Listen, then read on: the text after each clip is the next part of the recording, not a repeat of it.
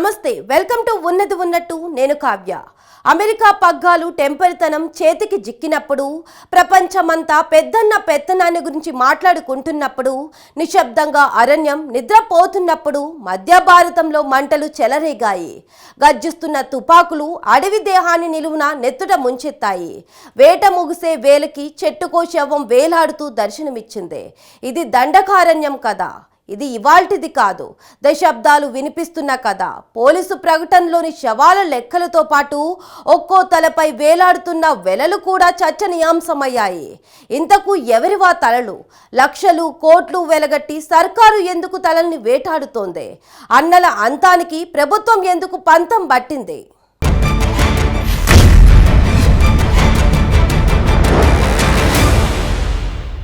తుపాకీ మోతలతో దండకారణ్యం దద్దరిల్లుతోంది. పచ్చని అడవి ఎర్రబారుతోంది. ఎటు చూసినా నెత్తుటి ఏరులే. వరుస ఎన్కౌంటర్లలో మావోయిస్టులకు దెబ్బ మీద దెబ్బ తగులుతోంది. 50 ఏళ్ల నుంచి సాగుతున్న ఈ యుద్ధకాండకు అంతమెప్పుడు? కేంద్రం చెబుతున్నట్లు 2026 నాటికి మావోయిస్టులను నిర్మూలించడం సాధ్యమేనా? భద్రతా బలగాల వైపు నుంచి జరుగుతున్న దాడులను ఎదుర్కొనేందుకు మావోయిస్టు ఉద్యమం ఎలాంటి వ్యూహరచన చేస్తోంది? అసలు దండకారణ్యంలో ఏం జరుగుతోంది? Let's watch the story.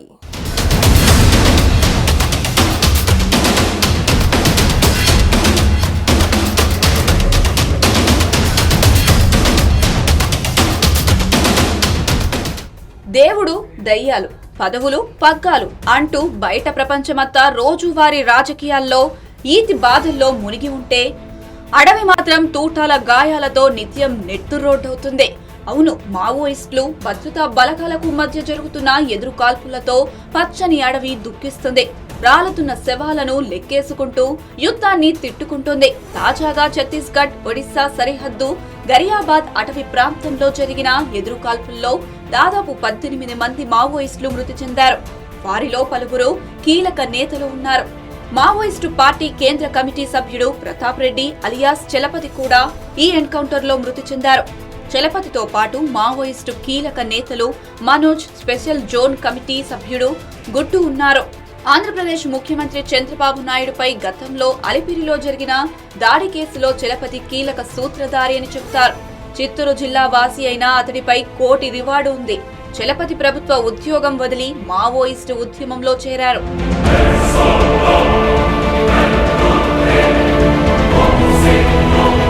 Ramachandra Reddy Pratap Reddy alias Chalapathi 1988లో పట్టు పరిశ్రమ శాఖలో ఫీల్డ్ ఫోర్మెన్ గా పార్వతీపురంలో ప్రభుత్వ ఉద్యోగంలో చేరారు.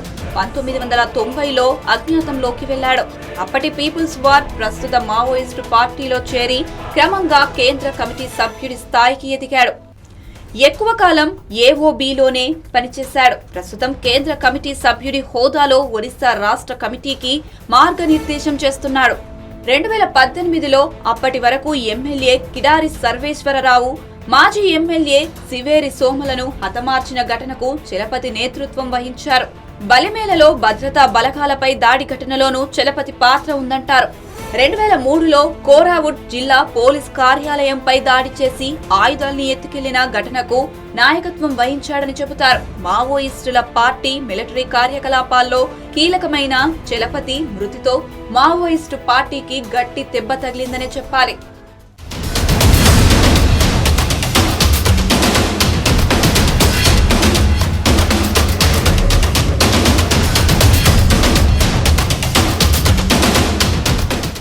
అయితే ఈ ఎన్కౌంటర్ ను పోలీసులు భారీ విజయంగా ప్రకటించుకున్నారు. కేంద్ర హోంశాఖ మంత్రి అమిత్ షా ఈ సందర్భంగా మరోసారి మావోయిస్టుల నిర్మూలనే తమ లక్ష్యమని ప్రకటించారు. దేశంలో నక్సలిజం కొన ఊపిరితో ఉందని అన్నారు. నక్సల్స్ లేని భారత్ దిశగా కీలక అడుగులు పడుతుందని వ్యాఖ్యానించారు. తాజా ఎన్కౌంటర్ నక్సలిజానికి గట్టి ఎదురుదెబ్బ అని, మన భద్రతా బలగాలకు ఇది గొప్ప విజయంగా అభివర్ణించారు. నిజానికి ఈ మాటను అమిత్ షా చాలా కాలంగా చెబుతున్నారు. గత సెప్టెంబర్లో ఛత్తీస్గఢ్ లో పర్యటించిన కేంద్ర హోంమంత్రి అమిత్ షా మావోయిస్టు ప్రభావిత రాష్ట్రాల అధికారులతో చర్చించారు. ఈ సందర్భంగా ఆయన కీలక ప్రకటన చేశారు. 2026 మార్చి నాటికి దేశంలో మావోయిజాన్ని నిర్మూలిస్తామన్నారు. మావోయిజం సమూలంగా తుడిచిపెట్టుకుపోయే రోజు ఎంతో దూరంలో లేదని అన్నారు.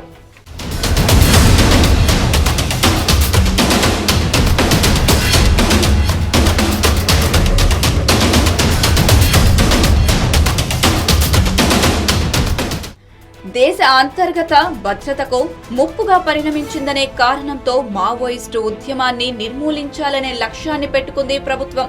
అందుకోసం ఎప్పటికప్పుడు తనదైన కొత్త వ్యూహచరణతో ముందుకు వెళ్తుంది.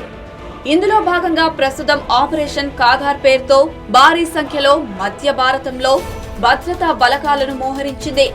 కాగార్ అంటే అంతిమ యుద్ధమని అర్థం. నిజానికి ఆపరేషన్ కాగార్ కంటే ముందు కేంద్రం ఆపరేషన్ గ్రీన్ హంట్, ఆపరేషన్ హోకా, ఆపరేషన్ ప్రహార్, ఆపరేషన్ సమాధాన్ అని ఇలా అనేక యుద్ధ వ్యూహాలతో ముందుకు వచ్చింది.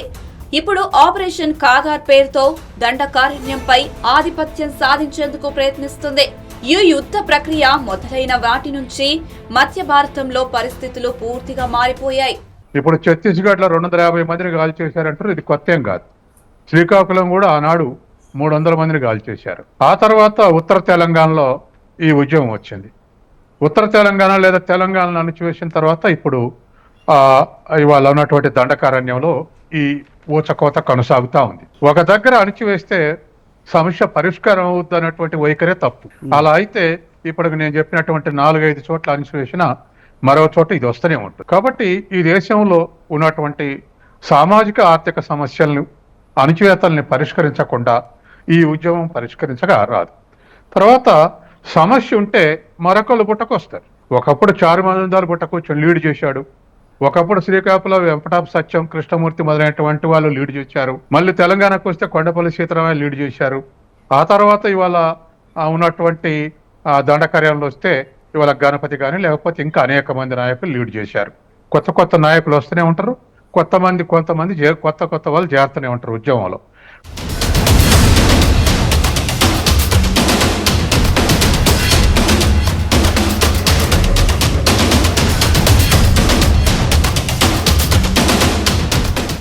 ఛత్తీస్గఢ్, జార్ఖండ్, తెలంగాణ, ఆంధ్రప్రదేశ్, మహారాష్ట్ర, ఒడిశా రాష్ట్రాలలో విస్తరించి ఉన్న దండకారణ్య ప్రాంతాల్లో 2021 ఏప్రిల్ నుంచి డ్రోన్ దాడులు ప్రారంభమయ్యాయి.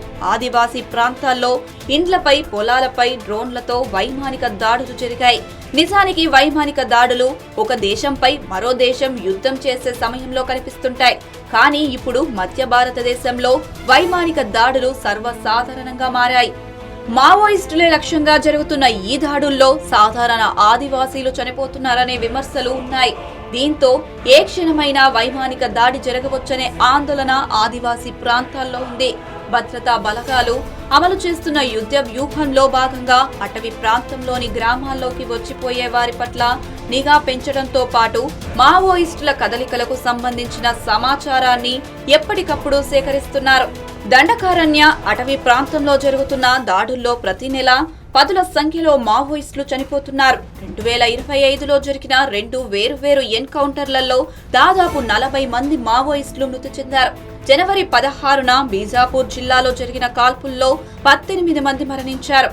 21వ తేదీ జరిగిన ఎన్కౌంటర్లో దాదాపు 18 మంది మృతి చెందారు. గతేడాది ఛత్తీస్గఢ్లో జరిగిన పలు ఎన్కౌంటర్లలో 219 మంది నక్సలైట్లు చనిపోయారు.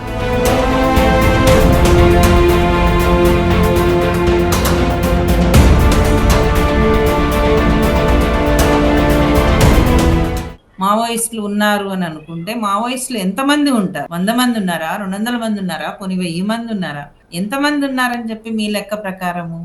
అంటే ఒక ఉద్యమాన్ని అణిచివేయటం కోసం అనే పేరుతో మీరు కోట్లాది రూపాయల దేశ డబ్బుని మొత్తం అంతా తీసుకెళ్లి అక్కడ బలగాలను పెడుతున్నారు. అక్కడ ఆదివాసీ ప్రజల మధ్యలో ఈ బలగాలను పెట్టి వాళ్ళ రోజువారీ జీవితాన్ని మీరు విధ్వంసం చేస్తున్నారు. ఈ విషయం ఎప్పుడన్నా అమిత్ షా మాట్లాడతాడా? ఎందుకు అన్ని బలగాలను పెట్టాల్సి వస్తుంది? కానీ పేరుకి బలగాలు పెట్టేది మావోయిస్టు ఉద్యమం పేరు మీద. కానీ అక్కడ బలగాలు చేసేటటువంటి పనులేంటి? ఏం పనులు చేస్తున్నారు? దేనికోసం పెడుతున్నారు? ఎందుకని చెప్పి ఆ ప్రాంతం మీద ఇంత విధ్వంసం చేయడానికి ప్రభుత్వాలు, ప్రస్తుత ప్రభుత్వం కావచ్చు, గత ప్రభుత్వాలు కావచ్చు, ఏదైనా ఎందుకని అంత కాన్సన్ట్రేట్ చేస్తున్నారు అనేటటువంటి దాంట్లోకి వెళ్లకుండా ఈ రోజు జరిగినటువంటి ఒక ఎన్కౌంటర్ మీద మాత్రమే మాట్లాడలేము. కేంద్ర ప్రభుత్వం మావోయిస్టు ఉద్యమాన్ని సమూలంగా నిర్మూలించాలనే లక్ష్యంతో పనిచేస్తుంది. అందుకోసం మావోయిస్టు ప్రభావిత ప్రాంతాల్లో లక్షలాది భద్రతా బలగాలను మోహరించింది. ఛత్తీస్గఢ్లో ప్రతి 2 కిలోమీటర్లకు ఒక క్యాంపు ఏర్పాటు చేసి అటవీ గ్రామాల్లో నక్సలైట్ల కదలికలపై నిఘా పెంచింది. మావోయిస్టులకు ఎలాంటి సహాయ సహకారాలు అందకుండా కట్టడి చేస్తుంది. ఒకప్పుడు మావోయిస్టులకు బలమైన స్థావరంగా చెప్పుకునే అబూజ్ మడ్ లాంటి కీకరారణ్యంలోకి కూడా భద్రతా బలగాలు చొచ్చుకెళ్తున్నాయి. దండకారణ్యాన్ని జల్లెడ పెడుతూ అన్నల ఏరివేత కార్యక్రమాన్ని అమలు చేస్తున్నారు.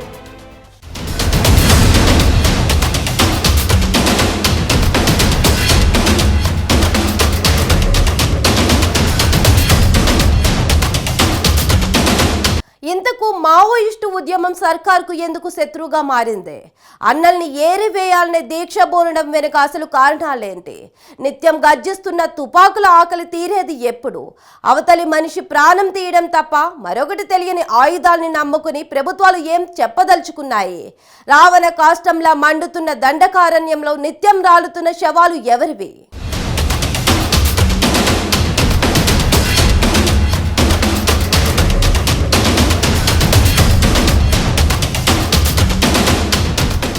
భారత ప్రభుత్వం ముందు ఇప్పుడున్న ప్రధాన లక్ష్యాల్లో అన్నల ఏరివేత కీలకమైంది. ఒకప్పుడు తెలంగాణలో ఏ మారుమూల పల్లెని చూసినా మట్టి గోడల మీద ఎర్రెర్రని నినాదాలు కనిపించేవి. వాటిని చూసినప్పుడల్లా అట్టడుగు ప్రజల ధైర్యం పెల్లుబిక్కేది. కష్టం వచ్చినప్పుడు అన్నలొస్తారని ఎదురుచూసేవాళ్లు. ఆ అన్నలు ఎవరో కాదు, ఇవాల్టి మావోయిస్టులే. ఒకప్పుడు నక్సలైట్లుగా అందరికీ తెలిసిన వాళ్లు. అవమానాలు, అణచివేతలు, వివక్షలు ఎదుర్కొనే జనానికి ప్రశ్నించడం నేర్పినవాళ్లు. అందుకే అందరూ వాళ్లని అన్నలని పిలిచేవాళ్లు. పిడికిళ్లకు తుపాకులు మొలిపించి ప్రజల కొడవళ్లను పదునెక్కించిన వాళ్లు నక్సలైట్లు. ఇప్పుడు వాళ్లు దేశానికి అతిపెద్ద ప్రమాదమని ప్రభుత్వం చెబుతోంది. అందుకే వాళ్లను నిర్మూలించేందుకు స్థానిక వ్యూహాన్ని అమలు చేస్తూ అన్నలతో యుద్ధం చేస్తోంది ప్రభుత్వం.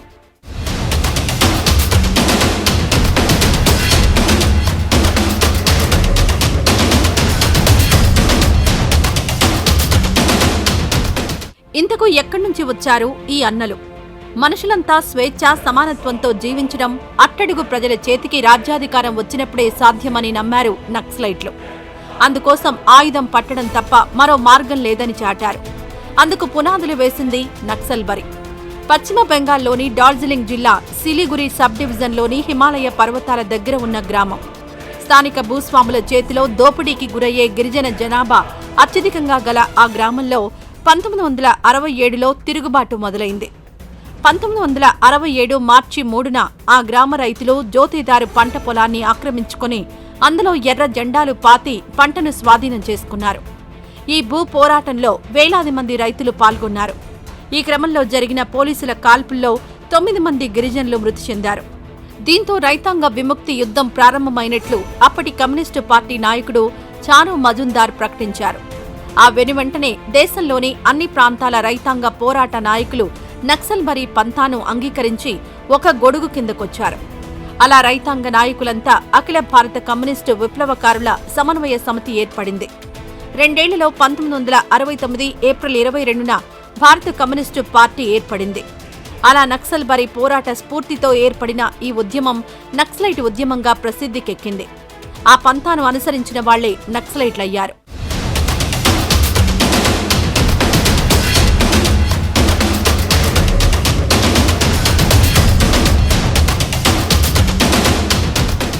ఎంఎల్ పార్టీ ఏర్పడిన తొలి నాళ్లలోనే పోలీసులు ప్రభుత్వం నుంచి అణచివేతను ఎదుర్కోవాల్సి వచ్చింది.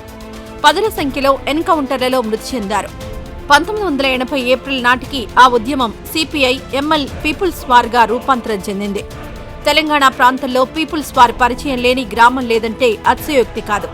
ప్రతి పల్లెలోనూ నక్సలైట్లు తమ కార్యకలాపాలు నిర్వహించేవారు. భూస్వాముల కబంధ హస్తాల నుంచి వేలాది ఎకరాల భూములను విముక్తి చేసి పేదలకు పంచారు. దీంతో అట్టడుగు ప్రజలకు నక్సలైట్లు దగ్గరయ్యారు. ఈ క్రమంలో ప్రజల్లో బలం పెంచుకుంటున్న నక్సలైట్ ఉద్యమాన్ని నిర్మూలించేందుకు ప్రభుత్వాలు తీవ్రంగా ప్రయత్నించాయి. ఫలితంగా వేలాది మంది విప్లవకారులు ఎన్కౌంటర్లలో చనిపోయారు. నిత్యం ఎదురుకాల్పులతో పల్లెల్లో అశాంతి నెలకొంది. ఈ యుద్ధ వాతావరణాన్ని మార్చేందుకు నక్సలైట్లతో ప్రభుత్వం చర్చలు జరపాలని, వాళ్ల డిమాండ్లను వినాలని ప్రభుత్వంపై ఒత్తిడి పెరిగింది. దీంతో 2004లో అప్పటి రాజశేఖర రెడ్డి ప్రభుత్వం నక్సలైట్లతో శాంతి చర్చలు నిర్వహించింది.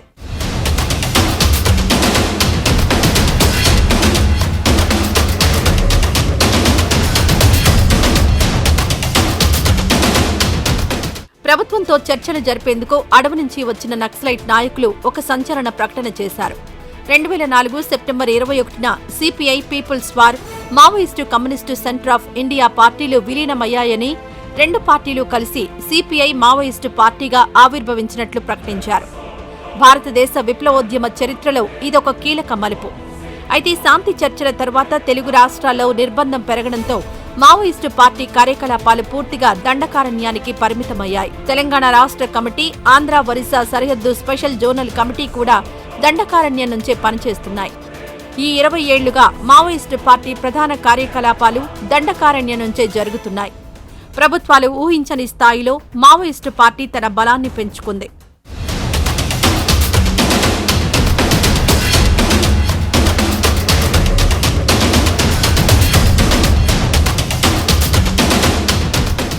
ప్రభుత్వాలు అనుసరిస్తున్న విధానాలు పెట్టుబడిదారులు, కార్పొరేట్ల ప్రయోజనాలు కాపాడేందుకే ఉపయోగపడుతున్నాయని మావోయిస్టుల వాదన. ప్రజలు నిజమైన స్వేచ్ఛ, స్వాతంత్రాలతో జీవించాలంటే ప్రజల చేతికి అధికారం రావాలని మావోయిస్టులు నమ్ముతారు. ఆ అధికారాన్ని దక్కించుకునేందుకు వాళ్లు సాయుధ మార్గాన్ని ఎంచుకున్నారు. మొదట పల్లెల్ని విముక్తి చేసి తర్వాత పట్టణాల్ని, నగరాల్ని చుట్టుముట్టి అంతిమంగా కేంద్రాన్ని స్వాధీనం చేసుకోవడం మావోయిస్టుల వ్యూహం. అందుకు క్షేత్రస్థాయిలో ప్రజా పునాదిని బలోపేతం చేసేందుకు తమ శక్తినంతా ఉపయోగిస్తున్నారు మావోయిస్టులు.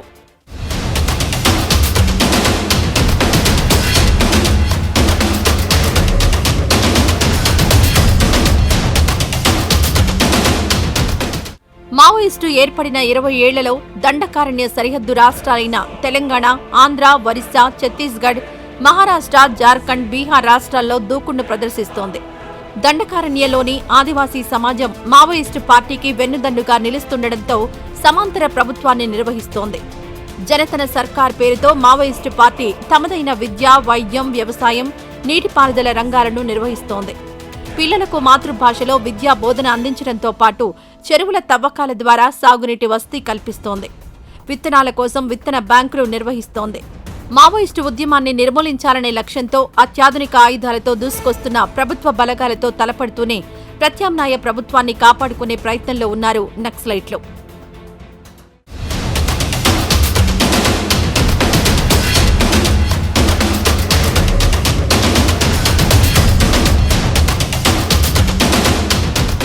మావోయిస్టుల నేతృత్వంలోని ప్రత్యామ్నాయ ప్రభుత్వం బలపడితే భారత ప్రభుత్వానికి ముప్పు. అందుకే కేంద్రం మావోయిస్టుల నిర్మూలనను ప్రధాన కర్తవ్యంగా భుజానికెత్తుకుంది. అందుకే నక్సలైట్ల నిర్మూలన కోసం భారీగా నిధులు కేటాయిస్తోంది. ఇప్పుడు ఆపరేషన్ కగార్ పేరుతో లక్షలాదిగా మోహరించిన బలగాలు దండకారణ్యంలో మావోయిస్టులను వెంటాడుతున్నాయి. అయినా ఎప్పటికప్పుడు కొత్త వ్యూహాలతో మరింత పుంజుకునేందుకు ప్రయత్నిస్తోంది మావోయిస్టు ఉద్యమం. ఒకప్పుడు దళాలకే పరిమితమైన మావోయిస్టు పార్టీ ఇప్పుడు కంపెనీలు, ప్లాటూన్లు, బెటాలియన్లను ఏర్పాటు చేసుకుంది.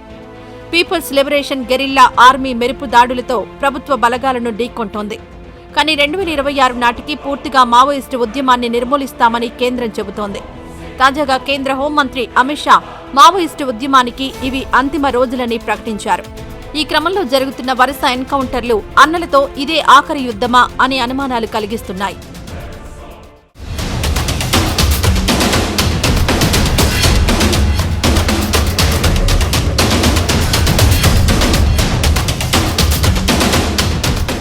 ఎక్కడ కాల్పులు జరిగినా వినిపించే కథ ఒకటే. మరి ఆ కథలో నిజమెంత, అబద్ధమెంత? యుద్ధం పోలీసులు మావోయిస్టులకు మధ్యనేనా జరుగుతోంది?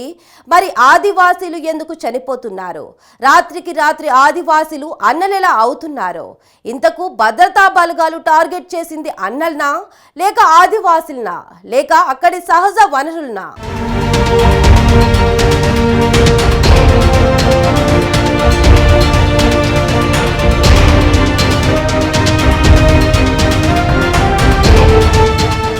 దశాబ్దాలుగా దండకారణ్యంలో జరుగుతున్న మారణ హోమంలో ఇప్పటి వరకు వేలాది మంది ప్రాణాలు కోల్పోయారు. 5.5 దశాబ్దాల మావోయిస్టు ఉద్యమంలో దాదాపు 16,000 మంది చనిపోయారని అంచనా. అదే సమయంలో మావోయిస్టులు జరిపిన దాడుల్లోనూ వందలాది మంది భద్రతా బలగాలు ప్రాణాలు కోల్పోయారు. అయితే ప్రతి ఎన్కౌంటర్ తర్వాత పోలీసుల వైపు నుంచి వినిపించే కథలో మాత్రం ఎలాంటి మార్పు ఉండదు. గాలింపు చర్యలో ఉన్న భద్రతా బలగాలకు మావోయిస్టులు తారసపడ్డారని, లొంగిపొమ్మని చెప్పినా వినకుండా కాల్పులు ప్రారంభించారని, తాము ప్రతిగా జరిపిన కాల్పుల్లో మావోయిస్టులు చనిపోయారని చెబుతుంటారు.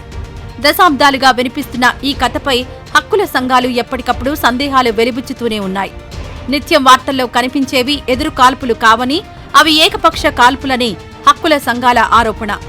మావోయిస్టులు తీసుకునే ఆహారంలో విషం కలిపి వారు మత్తులో ఉండగా దాడి చేసి హత్య చేశారని కొన్నిసార్లు, కోవర్ట్ ఆపరేషన్ ద్వారా వేలాది మంది భద్రతా బలగాలు దళాన్ని చుట్టుముట్టి మట్టుబెట్టాయని కొన్నిసార్లు హక్కుల సంఘాలు ఆరోపిస్తుంటాయి.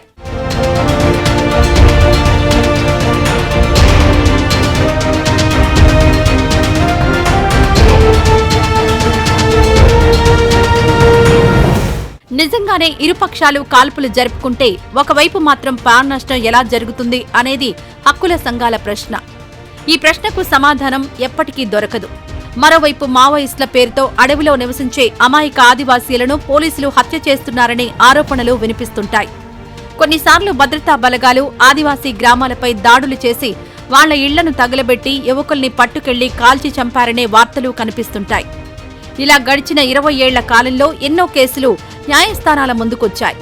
గతంలో ఛత్తీస్గఢ్ ప్రభుత్వం మావోయిస్టులను ఎదుర్కొనేందుకు ప్రారంభించిన సాల్వా జుడుం అనే సాయుధ సంస్థ ఆదివాసీలపై జరిపిన ఆకృత్యాలు అన్ని ఇన్ని కావు.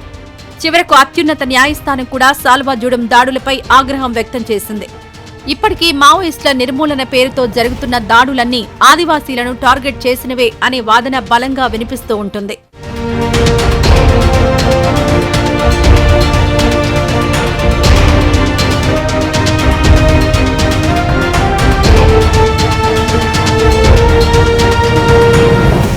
ఇంతకు ఎందుకు మావోయిస్టుల పేరిట అడవిలో ఆదివాసీలను భద్రతా బలగాలు టార్గెట్ చేస్తున్నాయనడానికి కారణం లేకపోలేదు. ఛత్తీస్గఢ్, జార్ఖండ్, మహారాష్ట్ర, ఒరిస్సా, తెలంగాణ, ఆంధ్రప్రదేశ్ రాష్ట్రాలను కలిపే మధ్య భారతంలోని దండకారణ్య ప్రాంతంలో మావోయిస్టు ఉద్యమం బలంగా పనిచేస్తోంది.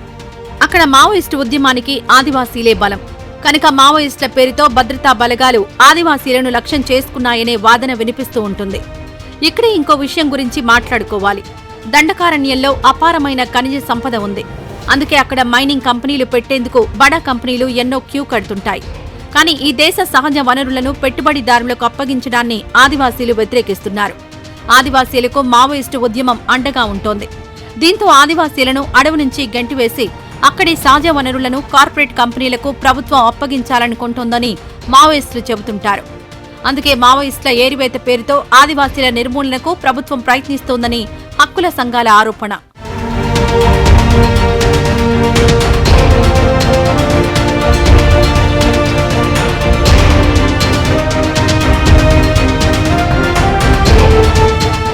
అత్యాధునిక ఆయుధాలతో వేలాది బలగాలు మీద పడుతున్న ఆదివాసీలను, అడవి సంపదను కాపాడుకునేందుకు తాము చేస్తున్న పోరాటం కొనసాగుతుందనేది మావోయిస్టుల వాదన. అందుకే ప్రభుత్వానికి పెద్ద సవాల్గా మారి కార్పొరేట్ల కంపెనీల కార్యకలాపాలకు అడ్డంకిగా నిలుస్తున్న మావోయిస్టు ఉద్యమ నిర్మూలన కేంద్రానికి తక్షణ అవసరంగా మారింది. ఈ నేపథ్యంలో చేపట్టింది ఆపరేషన్ కగార్. ఈ ఆపరేషన్ లక్ష్యం మావోయిస్టుల నిర్మూలన. అందులో భాగంగా జరుగుతున్నవే రోజువారీ ఎన్కౌంటర్లు. కేవలం ఎన్కౌంటర్లు మాత్రమే కాదు, మావోయిస్టు అనే పదం కూడా ఎక్కడా వినిపించకూడదన్న దూకుడును ప్రదర్శిస్తోంది కేంద్రం. చనిపోయిన మావోయిస్టుల జ్ఞాపకార్థం నిర్మించుకున్న స్తూపాలను కూల్చడం మొదలు ఆయుధ కర్మాగారాలను గుర్తించడం, డంపులను స్వాధీనం చేసుకోవడం, ఇలా ఒక్కొక్కటి నక్సలైట్ల స్థావరాలను ఛేదిస్తున్నాయి భద్రతా బలగాలు. ఈ మొత్తం క్రమంలో ఒకప్పుడు పేదోడి కంచంలో అన్నంగా మారిన అన్నలు, దొరకు ఎదురు నిలిచి ప్రశ్నించడం నేర్పిన అన్నలు ఇప్పుడు అనామకంగా అడవిలో గుర్తు తెలియని శవాలుగా రాలిపోతున్నారు. మహాకవి శ్రీశ్రీ అన్నట్లు ప్రాకారములు దాటి ఆకాశములు తాకిన వాళ్లు గాలులై, తరగలై, తావులై, పుప్పొళ్లు, కుంకుమల్, పొగలై సాగిన వాళ్లు తీవ్రవాదులుగా ముద్రపడి మృతదేహాలుగా మారిపోతున్నారు.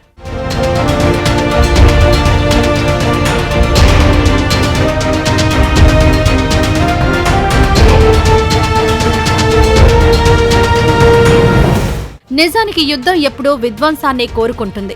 ఇప్పుడు జరుగుతోంది కూడా అదే. తుపాకీ ఎవరి చేతిలో ఉన్నా అది ప్రాణాలే తీస్తుంది. దేశ ప్రజలపై దేశ సైన్యం జరుపుతున్న ఈ యుద్ధానికి ముగింపు పలకాల్సిన అవసరం ఎంతైనా ఉంది. అడవిలో పారుతోంది అన్నల నెత్తురు మాత్రమే కాదు, ఈ దేశ పౌరుల నెత్తురు.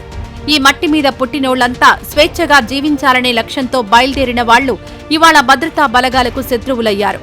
ఆ శత్రువును నిర్మూలించాలనే పంతంతో దూకుడు ప్రదర్శిస్తున్నాయి భద్రతా బలగాలు. కానీ ఈ సమస్యకు పరిష్కారం హత్యలతో దొరకదనేది కాదనలేని వాస్తవం. శాంతి కోసం సర్కార్ చేయాల్సిన చొరవ మీదే ముగింపు ముడిపడి ఉంటుంది. మరి ఆ దిశలో అడుగులు పడేదెప్పుడో చూడాలి.